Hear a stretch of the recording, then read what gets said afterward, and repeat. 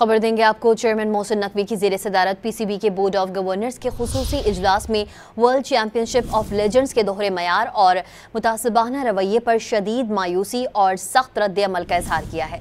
इजलास में पाकिस्तानी खिलाड़ियों पर आइंदा वर्ल्ड चैंपियनशिप ऑफ लेजेंड्स में शिरकत पर पाबंदी का मुतफ़िका फैसला कर लिया गया है। आपको अपडेट कर रहे हैं। चेयरमैन मोहसिन नकवी की ज़ेर सदारत पीसीबी के बोर्ड ऑफ गवर्नर्स के खुसूसी इजलास में वर्ल्ड चैंपियनशिप ऑफ लेजेंड्स के दोहरे मयार और मुतासबाना रवैये पर शदीद मायूसी और सख्त रद्द-ए-अमल का इजहार किया। इजलास में पाकिस्तानी खिलाड़ियों पर आइंदा वर्ल्ड चैंपियनशिप ऑफ लेजेंड्स में शिरकत पर पाबंदी का मुतफ़िका फैसला कर लिया गया है।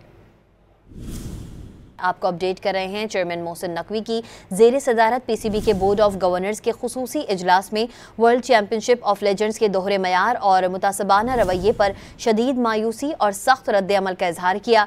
इजलास में पाकिस्तानी खिलाड़ियों पर आइंदा वर्ल्ड चैंपियनशिप ऑफ लेजेंड्स में शिरकत पर पाबंदी का मुतफ़िका फैसला कर लिया गया है।